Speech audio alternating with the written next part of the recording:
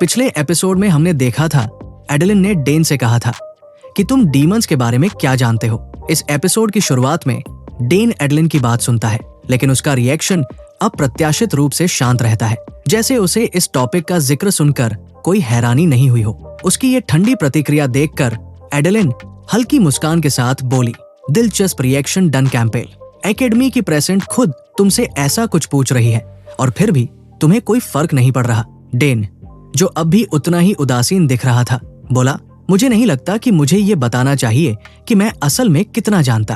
अगर मैंने ऐसा किया तो कौन जानता है कि तुम किस तरह की योजना प्लान करने लगोगी। एडेलिन ने भौहें उठाई और उसकी बात पर हल्की सांस छोड़ते हुए कहा, तुम अभी तक क्लास असाइन नहीं हुए है ना? लेसन्स अटेंड करना भी मुश्किल हो रहा है, यही परेशान कर रहा है तुम्हें? डेन ने नाराजगी में कहा, हाँ, मैं अकेला हूँ जिसे अभी तक क्लास असाइन नहीं हुई। एडेलिन ने उसकी अनिंस को समझते हुए जवाब दिया, हाल की घटनाओं के चलते मैं भी काफी बिजी रही हूँ। इसके बाद उसने एक छुटकी बजाई जिससे उनके चारों ओर एक ब्लैक एनर्जी का बैरियर बन गया ताकि उनकी बातचीत बाहर किसी तक ना पहुंचे। अब उसका लहजा और भी सीरियस हो गया। शायद तुमने अभी तक महसूस नहीं किया, लेकिन इस वक्त रूलिंग पावर्स का हमारी सोसाइटी पर पहले जैसा कंट्रोल नहीं है। उनके लिए ये एक टेरेबल टाइम है। वे किसी भी कीमत पर टैलेंटेड इंडिविजुअल्स को रिक्रूट करना चाहेंगे, भले ही उन्हें सीधा नर्क से खींचकर क्यों ना लाना पड़े। डेन, जो गेमिंग एक्सपीरियंस की वजह से पॉलिटिकल मूव्स को जल्दी समझ गया था, बिना हिचकिचाए बोला, ट्राइबल अलायंसेस और होली एम्पायर का रिस्ट्रक्चरिंग और सिंहासन के उत्तराधिकारी की लड़ाई, क्या ये सब इसी वजह से नहीं हो रहा? एडेलिन ने उसकी बात पर ध्यान दिया और उसकी शार्पनेस देखकर उसकी आंखें हल्की चौड़ी हो गई। तुम बिल्कुल सही कह रहे हो। गोल्डन ट्रायंगल भले ही बाहर से एक पीसफुल ग्रुप लगे, लेकिन इसके अंदर टैलेंट एक्विजिशन को लेकर एक ऑन एल आउट वॉर छिड़ी हुई है। डेन ने आगे कहा, इसी वजह से पूरा कॉन्टिनेंट इसका असर महसूस कर रहा है। जो कुछ मेरे साथ हुआ है वो शायद पहले ही उनकी अटेंशन में आ चुका होगा और फिर भी उन्होंने अब तक कोई मूव नहीं लिया। ये तब तक लॉजिकल नहीं है जब तक कोई जानबूझकर इंफॉर्मेशन फ्लो को कंट्रोल नहीं कर रहा। एडेलिन उसकी पॉलिटिकल अवेयरनेस देखकर पहले ही इम्प्रेस हो चुकी थी, लेकिन उसकी इस क्लैरिटी ने उसे और भी ज्यादा चौंका दिया। डेन ने आगे पूछा, तो इसका मतलब अगर मैंने अभी उनका ध्यान अपनी ओर खींचा तो ये मेरे लिए बेहद डेंजरस होगा? एडेलिन का जवाब ठंडे लहजे में आया, हाँ, ये वर्ल्ड एंड हो जाएगा। जैसे ही उसके शब्दों की गूंज थमी, जमीन अचानक हिलने लगी। देखते ही देखते उनके सामने एक स्प्रोलिंग सिटी का सीन सामने आ गया, जो पूरी तरह आग की लपटों में घिरी थी। चारों ओर घर जल रहे थे।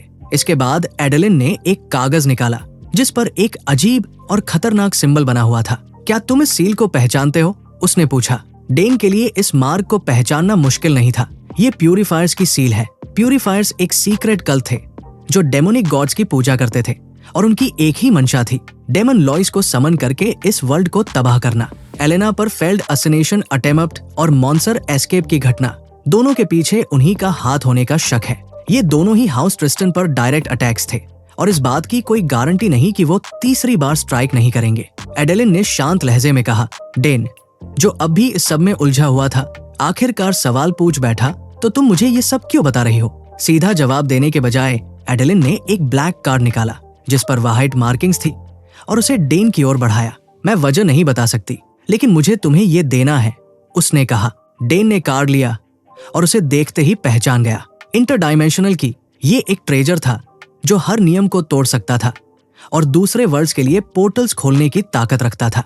एडेलिन ने कहा, इसे सेफ रखना और दिखाओ कि तुम कितना आगे जा सकते हो। अगर तुमने मुझे इम्प्रेस किया तो शायद मैं तुम्हें कुछ और गिफ्ट्स भी दूं।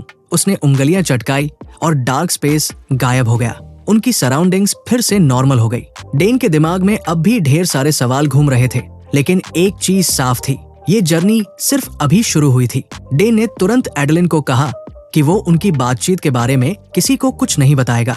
जैसे ही एडेलिन ने चाय का कप अपने लिए भरा, उसे कुछ याद आया और उसने कैजुअली पूछा, वैसे वॉरियर कैंडिडेट और हाउस ट्रिस्टन की यंग लेडी के साथ चीजें कैसी चल रही हैं? उसके लहजे में कुछ ऐसा था जैसे उसके शब्दों के पीछे कोई छुपा हुआ मतलब हो। डेन उसे पूरी तरह समझ नहीं पाया, लेकिन इतना जरूर था कि उसका चेहरा चिढ़ और गुस्से से बिगड़ गया। डेन ने जवाब दिया, हम ठीक है, हालांकि उसे समझ नहीं आया कि वो ये सवाल क्यों पूछ रही थी। एडेलिन ने हल्के से हंसते हुए कहा, उम्मीद है कि तुम ऐसे ही रहोगे। डेन ने जिज्ञासा से पूछा, क्यों? क्या मुझे किसी चीज की फिक्र होनी चाहिए? एडेलिन ने एक अजीब सी खुशमजाज स्माइल के साथ जवाब दिया। उसकी आंखें खुशी से आधी बंद हो गई। बिल्कुल, अगर तुम ऐसा नहीं करोगे तो दुनिया फिर से खत्म हो जाएगी, डैन ने चिढ़कर कहा। फिर से? दुनिया हमेशा विनाश के कगार पर क्यों होती है? एडेलिन उसकी प्रतिक्रिया पर खुलकर हंसी। हाँ, मैं झूठ नहीं बोल रही, तुम जानते हो। वैसे भी इस पूरे प्लान का फाइनल ऑब्जेक्टिव सिर्फ तुम तीनों से ही पूरा हो सकता है। ये बात उसने अपने मन में कहा। सीन चेंज हुआ और समय तेजी से बीत गया और अब डेन अपने हाथ में ब्लैक कार्ड को घूर रहा था। उसने गहरी सांस ली और कहा, एपोकैलिप्स, इस बारे में बाद में सोचूंगा, लेकिन मैंने कभी नहीं सोचा था कि वह मुझे ऐसा कुछ देगी। ये तो वो आइटम है जो प्लेयर्स कभी नहीं पा सकते थे। कहानी के मेन स्टोरी लाइन में कुछ तो गड़बड़ थी। उसकी छाती में बेचैनी सी भर गई। इससे पहले कि वो और ज्यादा सोच पाता, पीछे से एक जानी पहचानी आवाज आई। ओह, तुम यहाँ हो, मैं तुम्हें ढूंढ रहा था। डैन, ये प्रोफेसर कौन थे?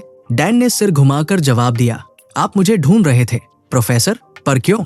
ये बोलते ही उसने ब्लैक कार्ड को जल्दी से अपनी पीठ के पीछे छुपा लिया। कॉनराड, जो पूरी तरह से जानता था कि डैन अपनी अनसाइन क्लास स्टेटस को लेकर परेशान है, इस मामले को खत्म करने आए थे। हालांकि तुम्हें अभी आधिकारिक रूप से किसी क्लास में असाइन नहीं किया गया है, लेकिन मैं तुम्हें ऐसे ही क्लास स्किप करने नहीं दे सकता। तो ये लो, एक टेम्परेरी असाइनमेंट। कल से तुम इनके साथ स्टडी करोगे। कॉर्नराइड ने डेन की ओर एक पेपर उछाल दिया। डेन ने उस पर नजर डाली और बस एक झलक ही काफी थी। उसकी आंखें चौड़ी हो गई और उसका दिल लगभग रुक सा गया। उसके अंदर दो नाम थे। पहला क्लास प्रेसिडेंट एलेना एल्ट्रिस्टन, दूसरा vice president Elia Crix. Den के चेहरे पर पसीना छलक आया। उसने कागज को घूरते हुए कांपते हुए कहा, दुनिया का अंत निकट है। उसकी चीख पूरे हॉल में गूंज उठी। सीन चेंज होता है। हमें क्लासरूम का सीन दिखाया जाता है जहां पर टीचर की आवाज सुनाई दे रही थी। और यही वजह है कि तलवार को किसी भी सिचुएशन में एक फंडामेंटल वेपन माना जाता है। जैसा कि मैंने तुम्हें पहले बताया था, टीचर ने बोर्ड पर चौक टैप करते हुए कहा। लेकिन इससे पहले कि वो आगे कुछ बोलते, एक आवाज ने उन्हें रोक दिया। प्रोफेसर, मेरे पास एक सवाल है। ये आवाज एलेना की थी। टीचर ने उसकी ओर देखा और सिर हिलाते हुए कहा, हाँ मिस ट्रिस्टन, पूछो।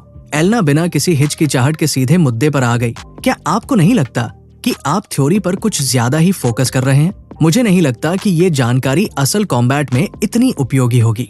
बैटल में एक स्किल्ड नाइट भी रेंज वेपन से हार सकता है, जब तक आपका प्लान तलवारबाजों को उनकी स्किल्स के एब्सोल्यूट पिनकल तक ले जाने का ना हो। मुझे लगता है कि आपको रेंज कॉम्बैट और थ्रोइंग स्किल्स जैसी टेक्निक्स पर ज्यादा फोकस करना चाहिए, ताकि ओवरऑल फाइटिंग कैपेबिलिटीज बेहतर हो सके। टीचर एक पल के लिए झिझक गए। उनका चेहरा हल्का असहज हो गया, मानो एलेना की बात ने उन्हें चैलेंज कर दिया हो। टीचर ने एलेना की बात सुनी और कहा, ये पॉइंट वैलिड है, लेकिन क्लास में वाइस प्रेसिडेंट एलिया इससे सहमत नहीं थी। मुझे माफ कीजिए, लेकिन मैं इससे सहमत नहीं हो सकती। एलिया ने ठहर कर कहा, मुझे लगता है कि प्रोफेसर बिल्कुल सही पढ़ा रहे हैं। अगर एक तलवारबाज अपने आसपास के एनवायरनमेंट का सही से यूज कर सके, तो वो एरो या प्रोजेक्टाइल्स को डिफ्लेक्ट करने में पूरी तरह कैपेबल होता है। और अगर दुश्मन क्लोज हो जाए तो हम वहां निहत्थे तो खड़े नहीं रहेंगे। लेकिन एलेना ने एलिया को आगे बोलने नहीं दिया और सीधा सवाल पूछ लिया, तो अगर इलाका तुम्हारे फेवर में ना हो तो तुम दूरी कैसे कवर करने का प्लान बनाओगी? एलिया ने भुए चढ़ाते हुए नजरें गड़ा दी। उनकी आवाज में अब गुस्सा झलक रहा था। उसने कहा, यही वजह है कि हम यहाँ कॉम्बैट टेक्निक्स की लेक्चर अटेंड कर रहे हैं, है ना? एलेना की आवाज में अब एक मॉकिंग टोन थी। मुझे लगता है तुम कम से कम थ्योरी और रियलिटी का डिफरेंस तो जानती हो, है ना? एक्सप्लेन करना प्रोफेसर का काम है। अगर तुम उन लोगों में से हो जिन्हें जबरदस्ती यहाँ बैठना पड़ रहा है, तो कम से कम चुप रहो और बाकी लोगों को डिस्टर्ब मत करो। एलिया ने हार मानने से साफ इनकार कर दिया। दूसरी तरफ एलेना के चेहरे पर भी अब साफ गुस्सा झलकने लगा था। जबरदस्ती? स्टूडेंट काउंसिल प्रेसिडेंट के तौर पर ये मेरी ड्यूटी है कि मैं स्टूडेंट्स को मिलने वाली एजुकेशन की क्वालिटी को एंश्योर करूं, एलेना ने ठंडे लहजे में कहा।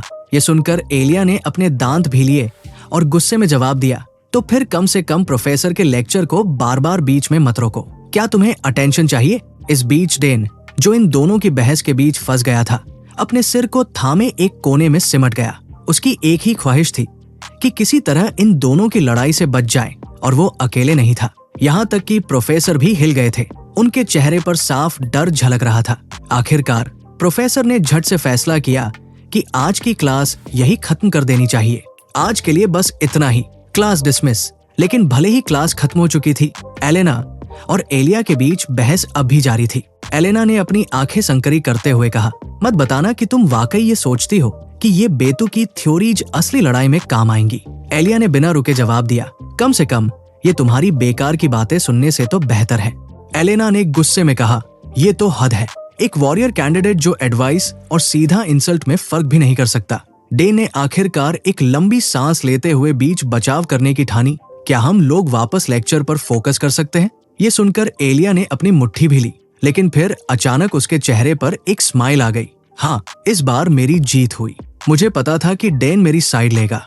दूसरी तरफ एलेना ने गुस्से में हाथ मोड़ लिए और कहा, इस बार तो जीत गई, लेकिन ज्यादा मत उछलो।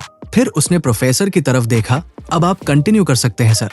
हालांकि प्रोफेसर इतने ज्यादा डरे हुए थे कि वो अब भी कांप रहे थे। मेरा ख्याल है क्यों ना हम लोग थोड़ा सेल्फ स्टडी कर लें। इस बीच डेन ने मन ही मन एक लंबी सांस ली।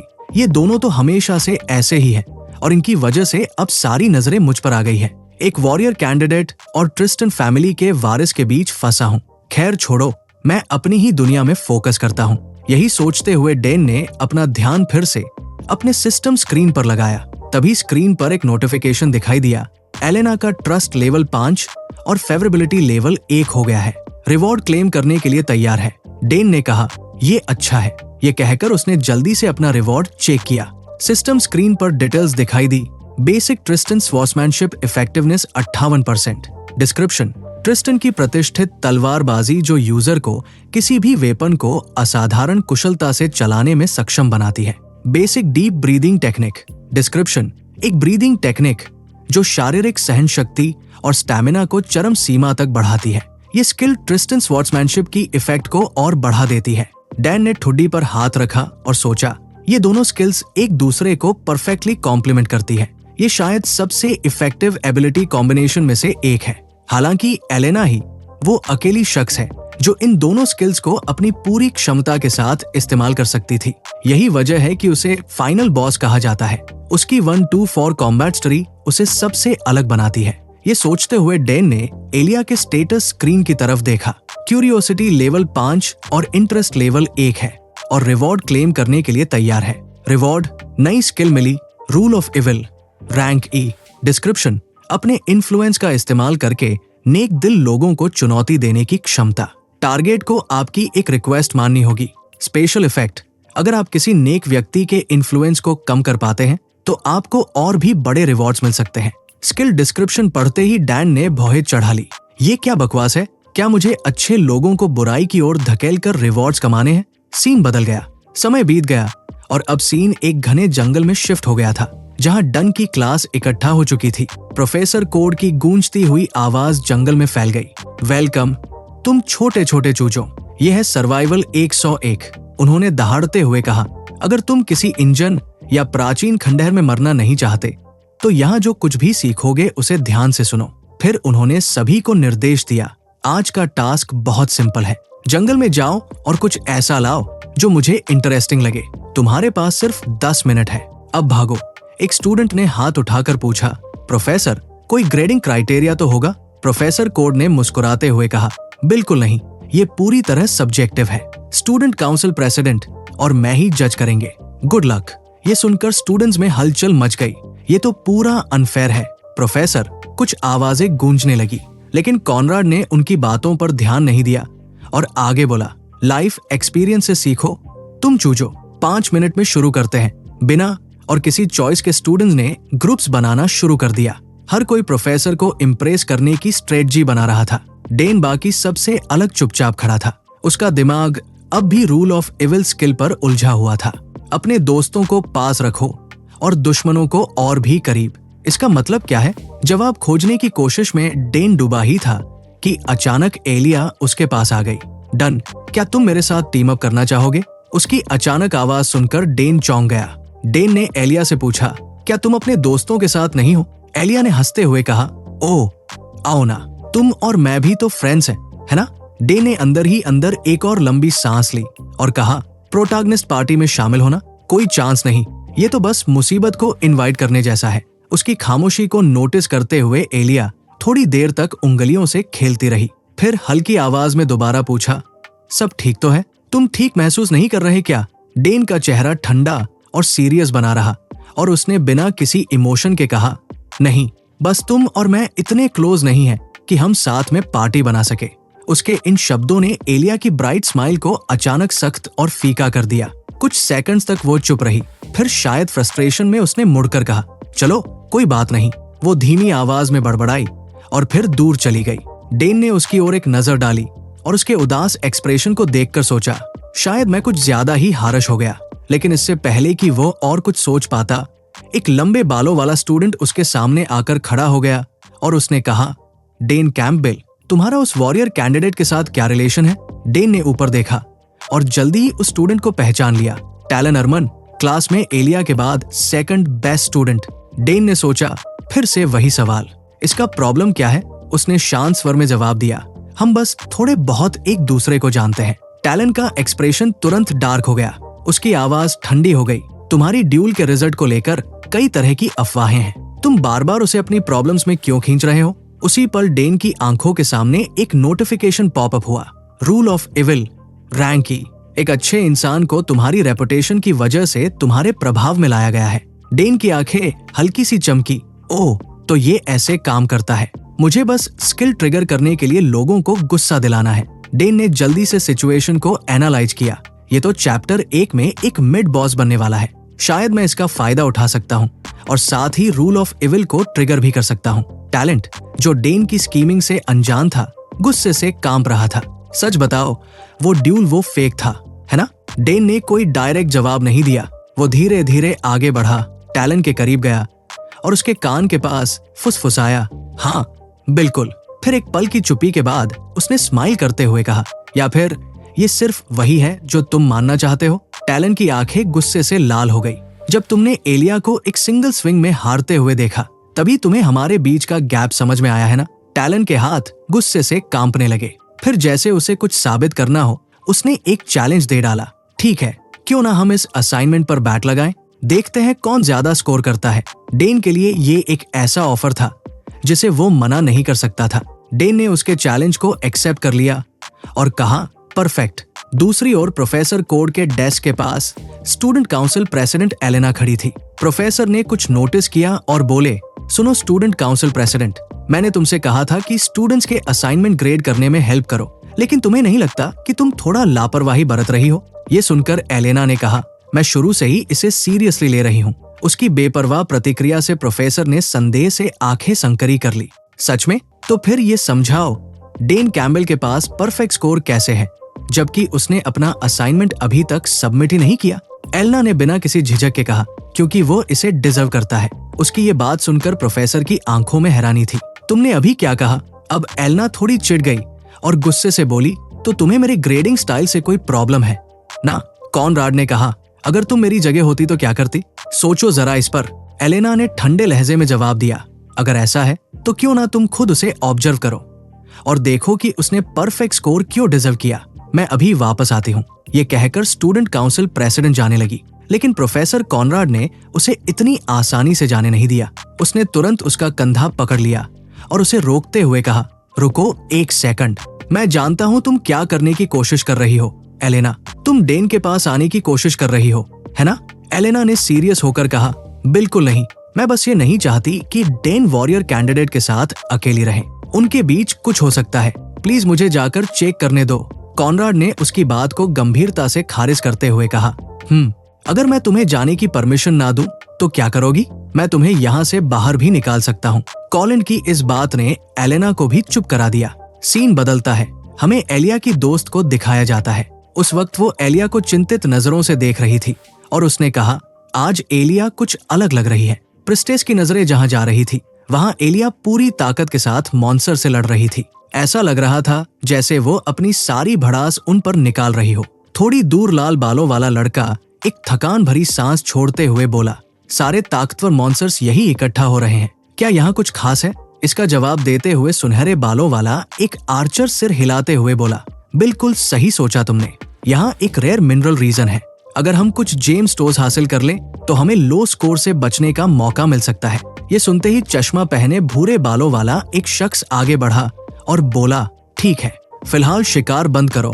लूका, मेरी मदद करो मिनरल्स को इकट्ठा करने में। दूसरी तरफ एलिया के भीतर की उथल पुथल और तेज हो गई थी। वो हर पंच के साथ अपने गुस्से को बाहर निकाल रही थी। हर वार पर एक भेड़िया हवा में उछल जाता, लेकिन इससे भी ज्यादा चौंकाने वाली चीज थी उसके सीने के बीचों बीच एक डार्क पर्पल ग्लो का इकट्ठा होना। इस एनर्जी को सिर्फ एक ही शख्स महसूस कर पा रहा था, प्रीस्टेस। ये दृश्य उसे बेचैन कर रहा था। डार्कनेस का रंग, इतनी भारी भावनाएं। मैं सब कुछ देख सकती हूँ। बाहर से भले ही वो नॉर्मल लगे, लेकिन अंदर से वो गुस्से से उबल रही है। प्रीस्टेस ने महसूस किया कि उसे कुछ करना होगा।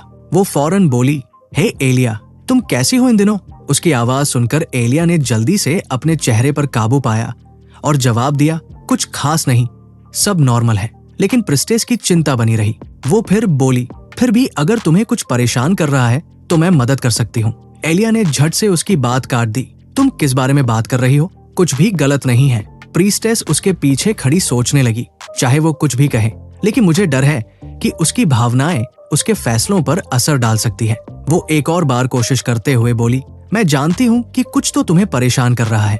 दूसरी ओर एलिया ने एक पेड़ के नीचे बैठते हुए लंबी सांस ली और कहा, क्या ये सच में इतना साफ दिखाई दे रहा है? मैं तुमसे कभी कुछ नहीं छुपा सकती, टेरेसा। टेरेसा ने मौका देखकर पूछ लिया, क्या ये डैन की वजह से है? वो तुमसे दूरी बनाए रखता है और तुम बस दोस्ती चाहती हो, है ना? एलिया ने थोड़ा गुस्सा होकर जवाब दिया, हमने साथ में इतना कुछ झेला है, फिर भी ऐसा लगता है जैसे हमारे बीच कोई दीवार खड़ी है। टेरेसा थोड़ी देर चुप रही, फिर अपनी शंका जाहिर करते हुए बोली, पर क्या हो अगर ये डेन की असली मंशा न हो? एलिया ने हैरानी से उसकी ओर देखा और पूछा, उसकी असली मंशा? तुम कहना क्या चाहती हो? टेरेसा ने अपनी बात साफ करते हुए कहा, वो एक छोटे से बैरन परिवार से है और तुम एक वॉरियर कैंडिडेट हो। अगर लोग तुम्हें उसके साथ देखेंगे तो अफवाहें फैलना तय है।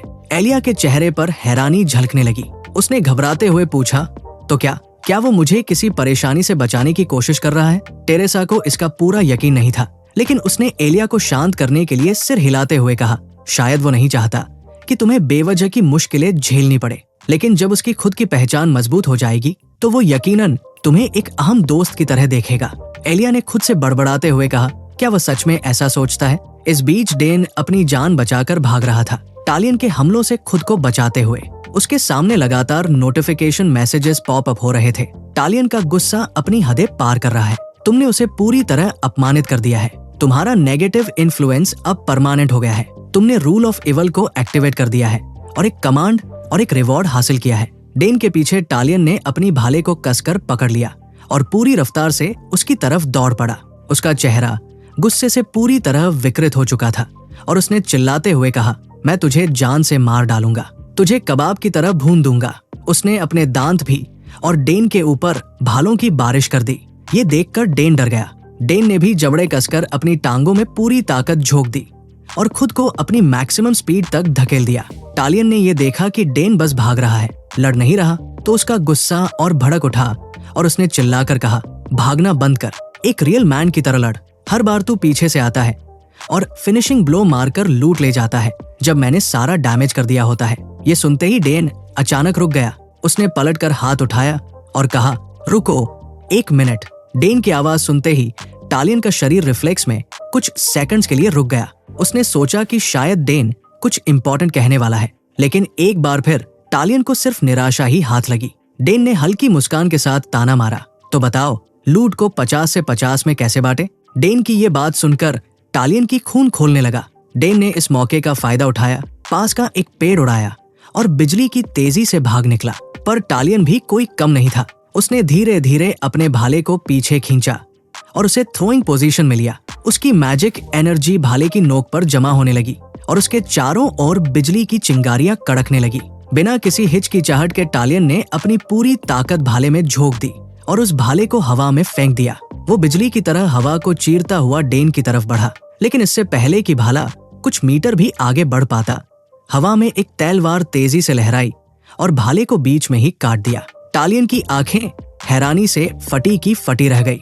उसका दिमाग कुछ सेकंड्स के लिए ब्लैंक हो गया। डेन भी पूरी तरह से चौंक गया और तुरंत पीछे मुड़ा, ये देखने के लिए कि किसने बीच में आकर दखल दिया है, और वहां खड़ी थी एलिया। उसने गुस्से से कहा, मेरे दोस्त को हाथ मत लगाना। टालियन के लिए एलिया को वहां देखना किसी सदमे से कम नहीं था, लेकिन जल्द ही वो अपने आप को संभालते हुए मुस्कुराया और कहा, एलिया, काफी समय हो गया। लगता है ये पहली बार है जब हम फिर से मिल रहे हैं जब से वो मॉन्स्टर्स भागे थे। लेकिन उसके इस फ्रेंडली ग्रीटिंग पर एलिया ने कोई दिलचस्पी नहीं दिखाई। वो एक झटके में उसके सामने आ गई, अपनी तलवार उसकी गर्दन पर टिका दी और ठंडे स्वर में बोली, गलत। ये पहली बार है जब हम मिले हैं जब से तुम मुझसे हारे थे। डेन ने एक नर्वस स्माइल दी। उसके मन में एक ही सवाल घूम रहा था, ये अचानक कहां से आ गई? टालियन के नजरिए से वो तेज धार वाली तलवार जो उसकी गर्दन से सिर्फ कुछ इंच की दूरी पर थी, उसे हिलने से भी रोक रही थी।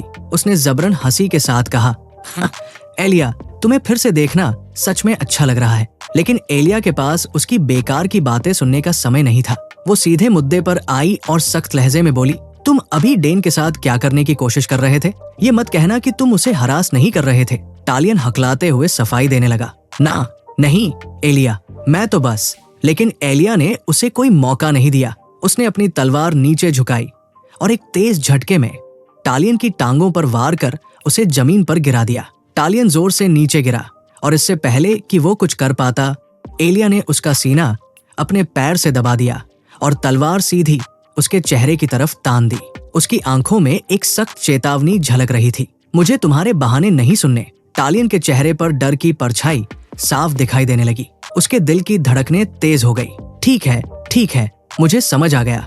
लेकिन वो अब भी झिझकते हुए बोला, पर तुम उसकी इतनी तरफदारी क्यों कर रही हो? तुम्हारे जैसे स्किल्ड इंसान को वह उसे समझाने की कोशिश कर ही रहा था कि एलिया ने उसे बीच में रोक दिया और उसने कहा, मैं किसे दोस्त बनाती हूँ, ये तुम्हारा मामला नहीं है। मुझे वो लोग सख्त नापसंद हैं जो खुद को दूसरों से बेहतर समझते हैं और फिर गुस्सा हो जाते हैं जब वही लोग उनसे आगे निकल जाते हैं। टालियन ने चिल्लाते हुए कहा, लेकिन वो हम सबको धोखा दे रहा है। एलिया ने बस सिर हिलाया और शांत लहजे में जवाब दिया, वो ऐसा इसलिए कर रहा है ताकि हमें सबक मिल सके। वो वैसा बेरहम और जालिम इंसान नहीं है जैसा तुम समझते हो। डेन ऐसा नहीं है। फिर उसकी नजरें और भी पैनी हो गई। या फिर तुम एक बार फिर उसी तरह नॉकआउट होना चाहते हो जैसे पिछली बार हुए थे?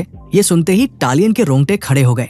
ये याद आते ही उसका बचा खुचा कॉन्फिडेंस भी हवा हो गया। बिना एक पल गवाए वो डैन की तरफ मुड़ा, घुटनों के बल बैठ गया और सिर झुकाकर बोला, माफ कर दो, डन। अब मैं बिना इजाजत तुम्हारे पास नहीं आऊंगा। ये देखकर एलिया ने राहत की सांस ली और अपनी तलवार मन में डाल ली और वहां से जाते हुए बोली, अब मिलजुल कर रहना सीखो। डैन वही खड़ा सोचने लगा। जैसी उम्मीद थी, वो सच में लोगों को सबक सिखाने में माहिर है। लेकिन क्या वो अभी मुझे अपना दोस्त मानती है? शायद फिलहाल के लिए तो हाँ। फिर उसने खुद को झटका दिया, रुको, ये सब बाद में सोचूंगा। मुझे पहले अपना असाइनमेंट जमा करना है और अपने पॉइंट्स लेने हैं। दोपहर होते होते डैन अपने कंधे पर एक भारी बैग लटकाए हुए कैंपस की ओर लौट रहा था। लेकिन जैसे ही वो प्रोफेसर कोराड के पास पहुंचने वाला था, टेरेसा ने अचानक उसका रास्ता रोक लिया। रुको डेन, हम पहले भी मिल चुके हैं, है ना? मैं टेरेसा हूँ।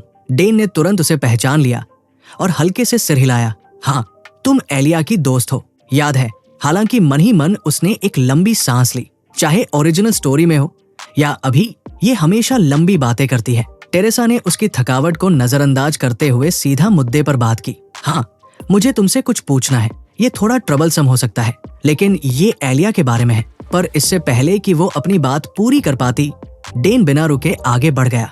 जाते जाते उसने अपना से हाथ हिलाया और बोला, मुझे पहले अपने पॉइंट्स लेने हैं। टेरेसा बस उसे जाते हुए देखती रह गई।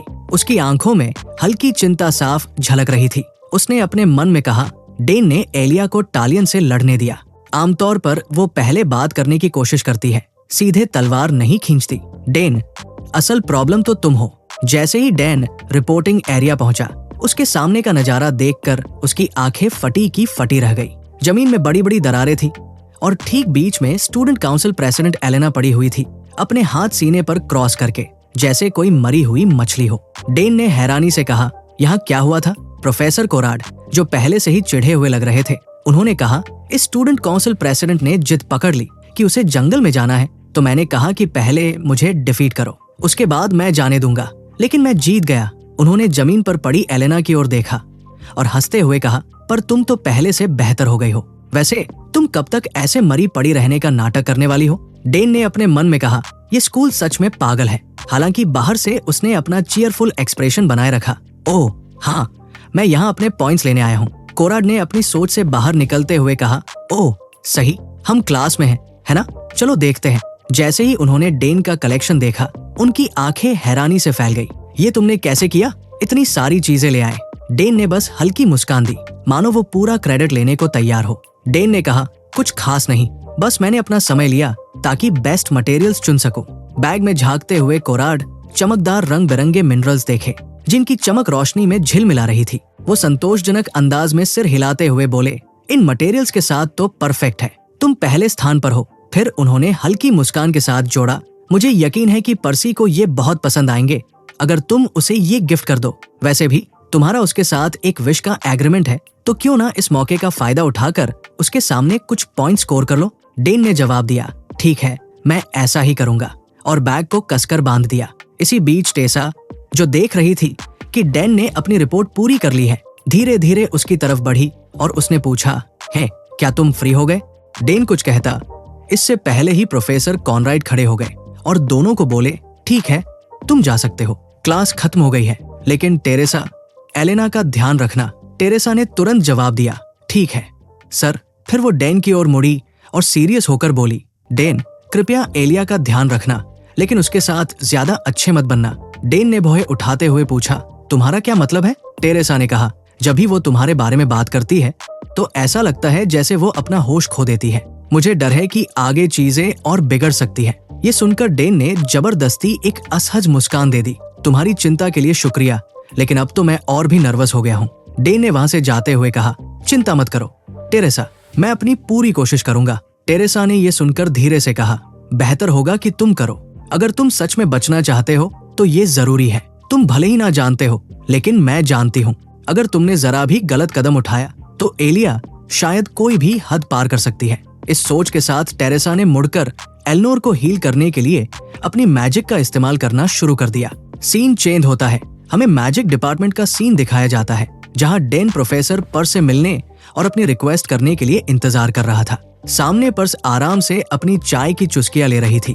उसने उठाई और पूछा, क्या तुम इतनी जल्दी अपनी एक विश यूज करना चाहते हो? डेन ने हल्की मुस्कान के साथ कहा, हाँ, मुझे मैजिक गॉडेस से कुछ चाहिए। ये सुनकर पर्स ने और भी सवाल किया, क्या तुम और इंतजार नहीं कर सकते? डेन ने जवाब दिया कि ऐसा सिर्फ पर्स के लिए नहीं है, बल्कि इस रिक्वेस्ट को पूरा करने के लिए उसे भी कड़ी मेहनत करनी होगी।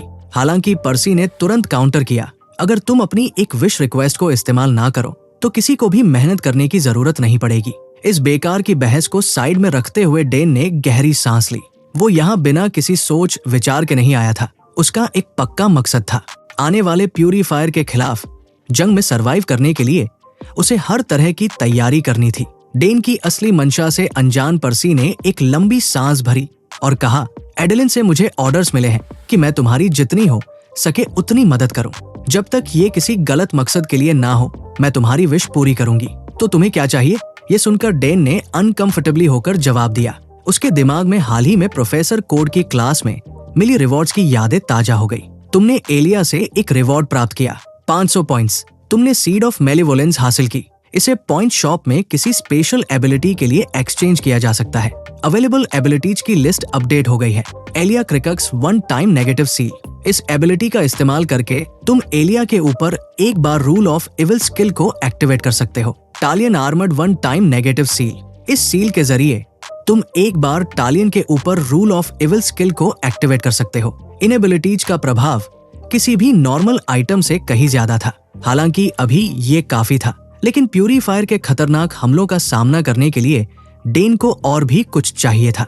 अपनी ठुड़ी को सहलाते हुए उसने आखिरकार अपनी रिक्वेस्ट जाहिर की, मुझे एक कैनन चाहिए, एक ऐसा कैनन जो इस पूरी एकेडमी को तबाह कर सके।